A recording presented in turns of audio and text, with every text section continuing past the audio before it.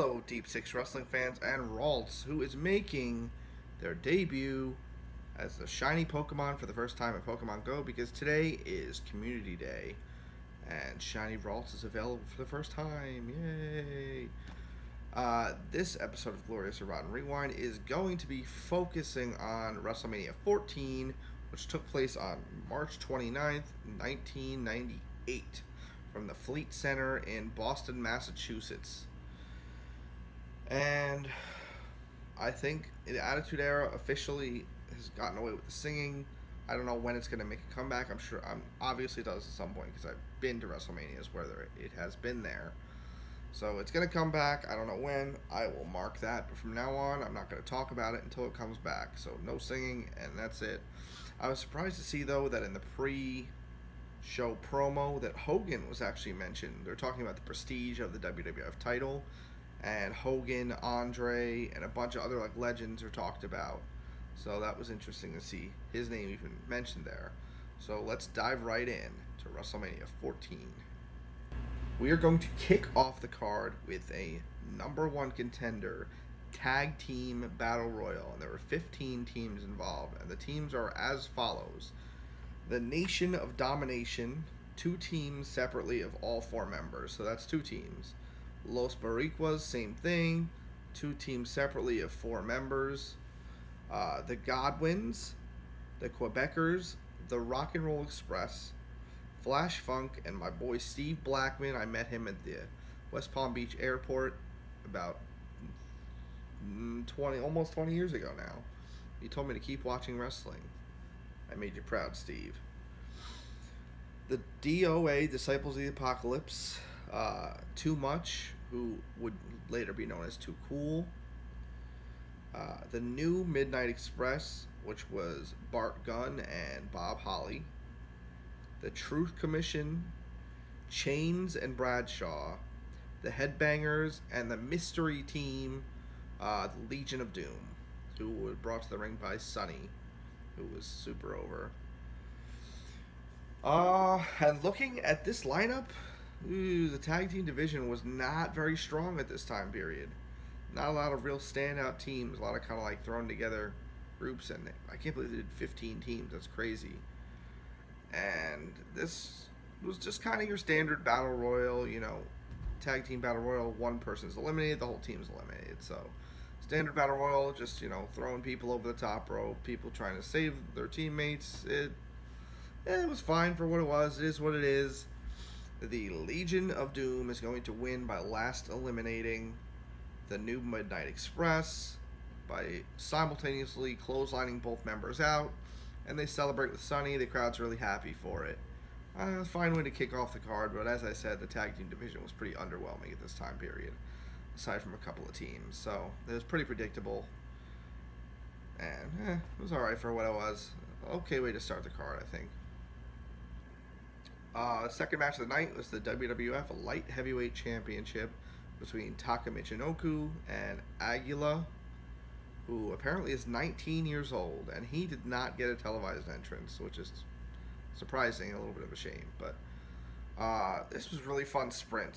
I would say that Taka would probably be a huge star today. He'd be great in the Cruiserweight division, or even maybe just on the main roster, NXT. I think he'd be a big star in WWE today, because he was really ahead of his time, and they hit a lot of really cool moves, a lot of suicide dives and moonsaults and all kinds of great action. It was short though. It was a fun sprint. Good match. Taka wins with the Michinoku driver in maybe under 10 minutes, definitely. And it was fun. Good match. A little bit too short. A little bit more. A couple more minutes. This would have been really special, but good match overall. Next up, we have the European Championship match with Triple H with Chyna versus Owen Hart, and the stipulation was that so she couldn't get involved, Chyna was handcuffed to Commissioner Sergeant Slaughter.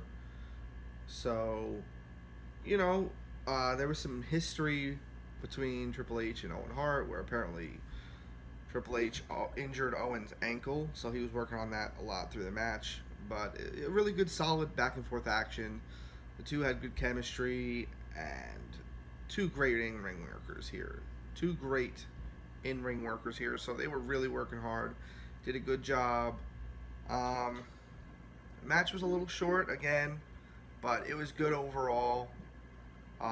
When it comes down to the end, China actually blinds Slaughter with some baby powder, and then is able to sneak over the ropes and low blow Owen Hart while the ref's distracted by Triple H. And Triple H connects with the pedigree for the 1-2-3 and gets the win, retains his title. And after the match, China beats down Slaughter and throws him over the guardrail. Good overall match, good segment. I liked it. Again, a couple more minutes than this would have been something special too, but you know, good match so far. The card's off to a really good start, I think. So, very good WrestleMania so far through the first three matches. Let's keep the momentum going. Hopefully, we'll see. Next up, we had more of like an attraction than a match. It was Mark Mero and Sable, who is mega over. Like, I would say the second most over person on the entire card, and we'll get to that later, versus Luna Vachon and Goldust in what's being billed as the third ever mixed tag team match in WrestleMania history. I don't remember what the other... I know what one of them was. I don't remember... Oh, yeah, okay. I remember now. Bam Bam and... yeah, whatever. And you know what? Sable is not a wrestler. She's not a good wrestler at all. She never really wanted to be a wrestler. She was just kind of there because she was married to Mark Mero, and it was probably easier for them to travel together, so they put her on TV, and she got super over, so they put her in the ring. And not a wrestler, but you know what? Luna did a really good job selling for her, and they really limited her. They kept her out except for short bursts, which was fine, and it worked out.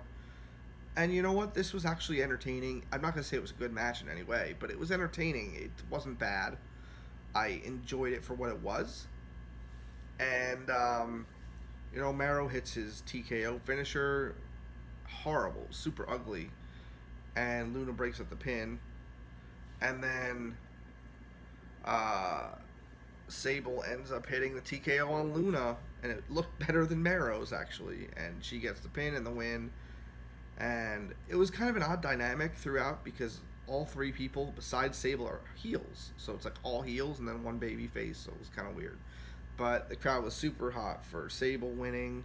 And it was a good moment for her. Her first match and her first victory. And it's on WrestleMania. So good for her. Solid overall. You know, it wasn't a good match by any stretch, but it was fine. You know, it definitely worked for me. So... again, continuing the momentum. Let's keep it going. Alright, next up we have the Intercontinental Championship match between The Rock with all the Nation of Domination except for Farouk at ringside versus Ken Shamrock. And wow, what a difference a year makes for The Rock. He is such a different star at this time period. Just crazy. And, you know, Rock tries to walk away early, but Shamrock brings him back, and Shamrock just absolutely dominates him for the most part. Rock actually hit a people's elbow just randomly in the middle of the match, regular move. It was so weird to see that.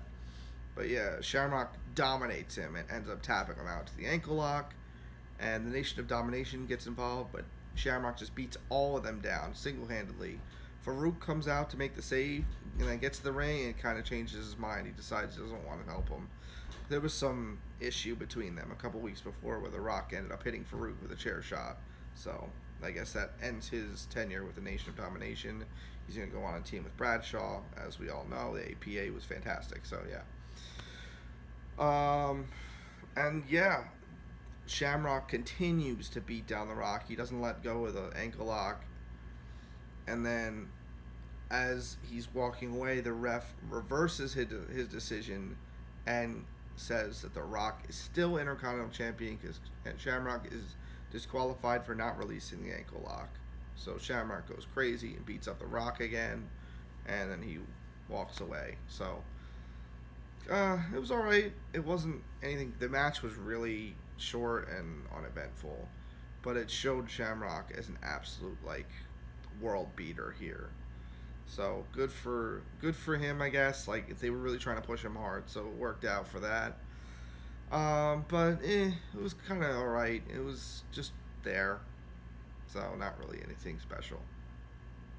Next up, we had the tag team title match between the New Age Outlaws and Cactus Jack and Chainsaw Charlie, or Terry Funk, as most people know him. And it's a dumpster match, which very odd stipulation, but I have faith in these four because they're all good workers in their own way. And it was fun, it was brutal, it was different, very unique, but it was a good match. It was really fun. You know, they all worked hard. A lot of cool spots. My favorite spot was who was it? It was Cactus Jack and Billy Gunn were on a ladder, and Road Dogg ends up hitting Funk with a cookie sheet, and Funk falls backwards onto the ladder, pushing the ladder over, and both Billy Gunn and Cactus Jack fall into the dumpster, and they took like a hard bump into the dumpster. It looked painful. The way to win this match, by the way, is both members of the team have to be put in the dumpster and the lid has to be closed. So that was, you know, very different than any other match. So they brawl throughout the arena. It's brutal. They're crushing each other. And eventually they get to the backstage area, and Funk uses a forklift to put both Outlaws into the dumpster back there, and Foley closes the lid, and they win and become tag team champions. Great match, just so much fun. I really enjoyed this. I would definitely give it a glorious. If you haven't seen it, go watch it. It's just so different and unique. So go ahead and watch that. It's really fun. Next up, we have The Undertaker versus Kane with Paul Bearer. It's the debut of Kane at WrestleMania, and this was an iconic storyline. Introduced us to another really long-standing character on WWF television, WWE television, and the video package was fantastic, just showing how Kane came into the company. Undertaker had an awesome special entrance with druids and with torches, and he was wearing like a vampiric type cape. Pete Rose actually announced Kane and was trash talking the crowd as well, and then Kane came out and tombstoned him. That was great. Good sport. Pete Rose is a good sport. And you know, the match was all right. It was fun. It wasn't really anything special. Good back and forth between the two. Kane dominated a lot of it actually, and looked really good in his debut against the Undertaker. He just was killing him. Undertaker hit some good moves. You know, Undertaker went for a diving clothesline over the top rope to the outside, and Kane like kind of ducked out of the way and smashed him through the table. So that was awesome. Undertaker hits tombstone. Kane kicks out. Another tombstone. Kane kicks out again. Finally, just puts him away with the third tombstone, and Kane looks like a monster. And you know, it was a solid match. Not one of Undertaker's best, but very solid. You know, it was exactly the story that needed to be told. Kane beats down Undertaker after the bell, and obviously he's gonna go on to have an incredible career. So Undertaker extends his streak to 7-0 here, and again, not his best match, but one of the better matches of the streak so far. Probably the second best after Diesel and Undertaker at WrestleMania 12. So we're getting there, guys. We're getting there.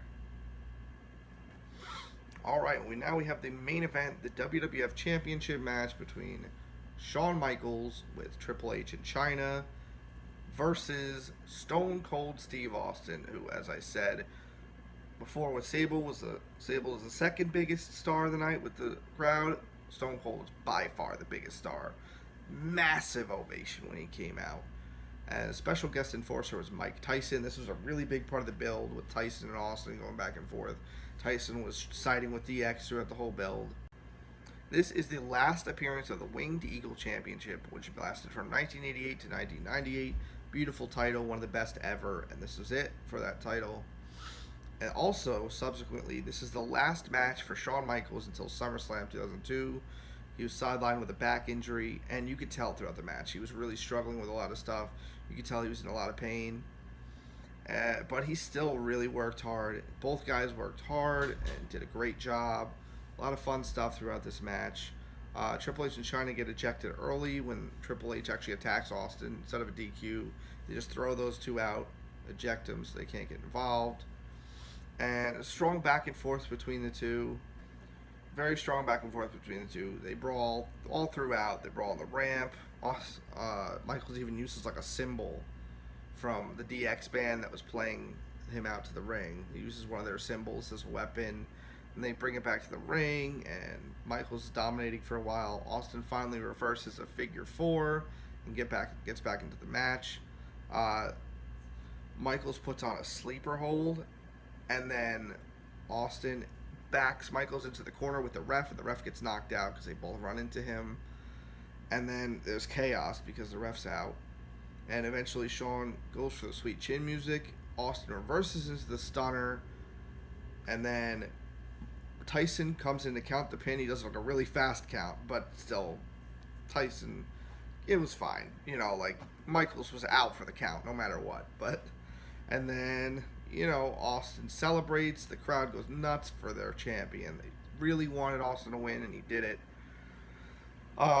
Michaels kind of starts trash talking Tyson. Tyson knocks him out with a right hand, and then Austin gives him an Austin 316 shirt, and he lays it down on Shawn Michaels. And Austin and Tyson celebrate, and then they leave together.